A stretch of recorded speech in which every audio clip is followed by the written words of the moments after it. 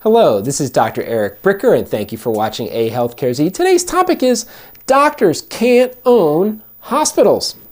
So what? Believe it or not, in America today, a doctor cannot own a hospital. It's against the law. And so that originally started back with something called the Stark Law, which was passed back in 1989, which it's a federal law that says that for any doctor that is receiving money from Medicare, which the vast majority of doctors in America do, they cannot self-refer. They can't refer patients into facilities that they own. So me, for example, I'm an internist. Let's say I had my office down the street and I saw patients and I was like, oh, this is an emergency. You better go to the emergency room. Like, I can't own the hospital that owns that emergency room. Or if it's one of these like freestanding emergency centers, like I can't own one of those things, because then that would bias me to, like, every time a patient like came into my office, I'd be like, oh, that's an emergency, because then they would go to the hospital and I would make more money because I sent them to the emergency room. Okay, so like, you shouldn't do that. And their motivation for that was like, look, because when doctors own hospitals, they're doing something called cherry picking, where they'll only like treat patients that have commercial insurance that pays them a whole bunch of money. They're not going to take Medicare patients. They're not going to take Medicaid patients. They're not going to take people who don't have any money. So that was their one argument against it. The other argument against it was, no, the doctors, they're going to do this thing called lemon dropping. Well, look, if you're just a really difficult patient to treat, they're like, well, this is going to be super complicated and we might end up like not making money on this. Then they will, quote unquote, drop the lemon patients, right? So they won't treat the really sick and difficult patients. They'll only take the easy ones.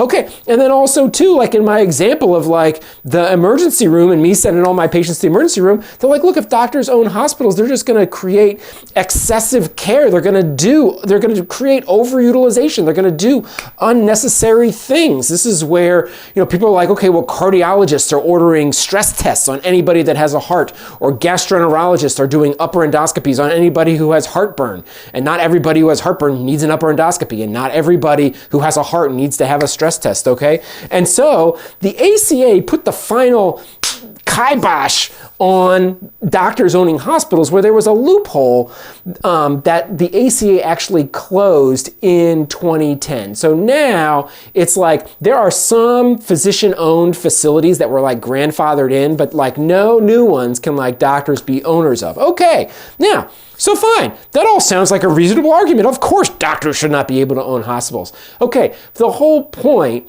was not to have the doctor's opinion for the patient be financially biased. But guess what? The Stark Law is a joke, because the Stark Law is 100% completely circumvented today. Let me give you 3 examples of how. 1, there is a safe, quote unquote, because you have to give things nice sounding names, right? So to say that the Stark Law is a joke and that people circumvent it, you can't say that. That sounds bad. Instead, you call it safe harbor, because safety sounds wonderful and harbors sound wonderful. We'll just call it safe harbor, which means that you can totally refer to yourself if you're a surgeon and you own an ambulatory surgery center, because you have safe harbor. You can totally refer to yourself if you're a gastroenterologist and you're a part owner of an ambulatory surgery center where you can do the endoscopy, because it's a safe harbor. Okay, listen, safe harbor is a total joke that makes a mockery out of the Stark Law. Okay, next up,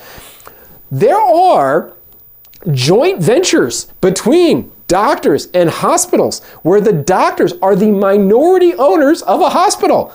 Okay, so doctors can't own a hospital. Doctors can't own the majority of the hospital. They can totally own part of a hospital. I used to work at a hospital that had physicians as part owners of a heart hospital right next door. So you absolutely have the exact same situation where the physicians can cherry pick and lemon drop and do excessive care. They're not the total owners of the hospital, but they're minority owners of the hospital. In this case, it was the cardiologists were minority owners of this heart hospital. Thirdly, and most prominently, what makes the Stark Law a joke is that the doctors that work at hospitals and are employed by hospitals, they themselves are paid on an RVU incentive compensated structure.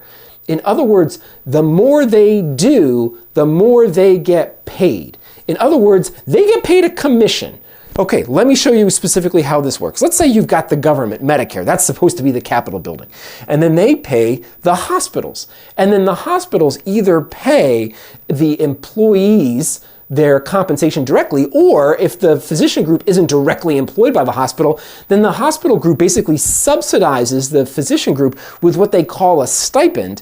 And then the doctors then take care of the patients, and they order things like tests and procedures, where the patient then goes to the hospital to get the tests and procedures. But the physicians are compensated based upon how much they order, where the more they order to the hospital, the more they get paid as an employee, or the more of a stipend that they get if they're subsidized by the hospital. So essentially, the doctors, they get paid for self-referral. It's the exact same thing. So the Stark Law it's a joke. Okay, it's like, so there's no point in like arguing about whether or not doctors can own hospitals because it creates a financial misalignment. The financial misalignment exists anyway.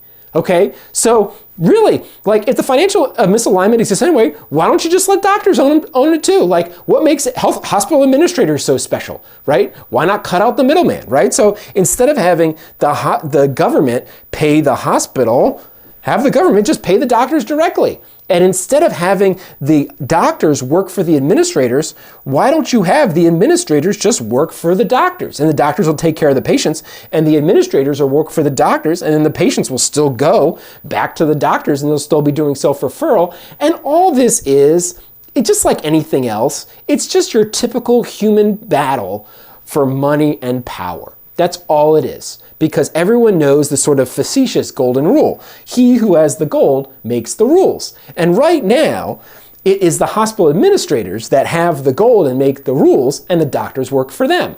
And the doctors don't like that. So the doctors are like, no, we want the gold, and we want to make the rules, and we want the hospital administrators to work for us. That's all this is about, okay? Now, what really matters? All those machinations don't matter. Here's what really matters. What really matters is that the patient needs to be put first. We need to put the patient first. Now, arguably, who can put the patient first?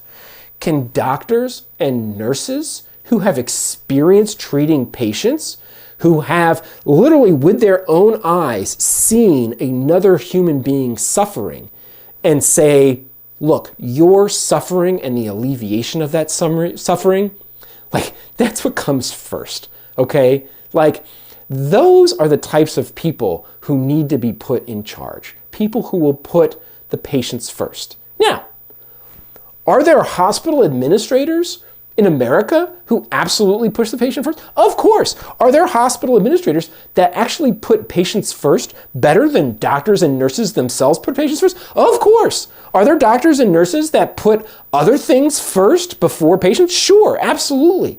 So the point is, it's not, are you a doctor? Are you a nurse? Are you an administrator? Shoot, at one of the hospitals that I rotated through in Chicago when I was in medical school, the CEO of the hospital, the head hospital administrator, she was a nun.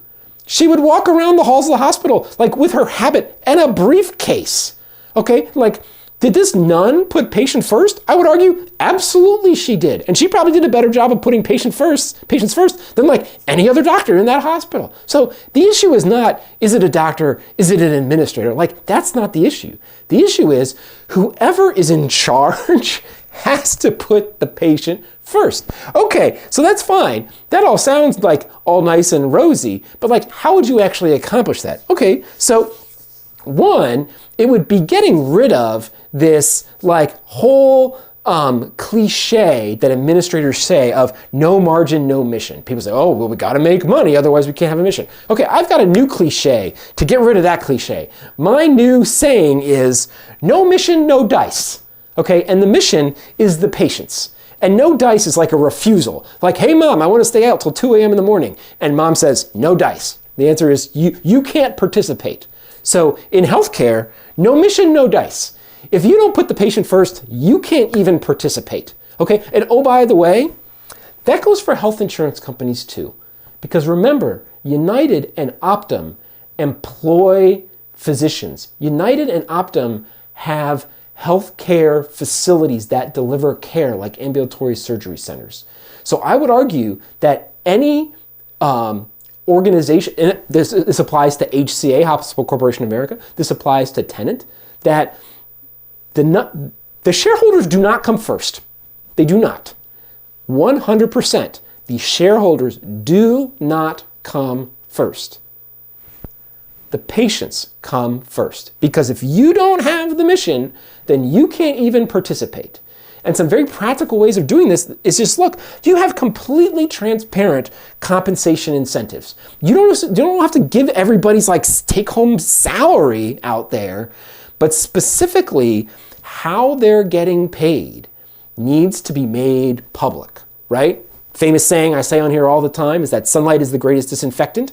So it's not just, oh, by the way, the doctor happens to be an owner, or oh, by the way, the administrator happens to be an owner. It is specifically like their compensation. Like right now, what percent of hospital CEO and hospital administrator compensation, what percentage of their compensation is directly related to patient care? Like needs to be easily and like on the front page of the website of every single hospital. How are the administrators getting paid who run this place? That's number one. Number two is there needs to, in addition to transparent compensation, there needs to be transparent accountability. In other words, when clinical decisions are made at the hospital, like specifically policies, if there's a policy that's done, then like that policy has a person's name assigned to it who signed off on it. And oh, by the way, we have a rubric for this in the financial world. It's when they passed Sarbanes-Oxley that said that, look, the CEO of the company has to sign off on the financials, and they are liable if those financials are fraudulent. Likewise, maybe you need to have a clinical person who takes ultimate clinical responsibility, including somebody who takes ultimate clinical responsibility at United, and they signed their name next to the decisions, the clinical policies that were made. The clinical policies that were made at the hospital. And it is transparent specifically who made those decisions. Because if you are publicly accountable, I would argue you would probably make different decisions than if you were not publicly accountable. So there you have it. Doctors can't own hospitals in America. And what's really important is that whoever is owning hospitals in America, they need to put the patient first. And that's my point for today. Thank you for watching A Healthcare Z.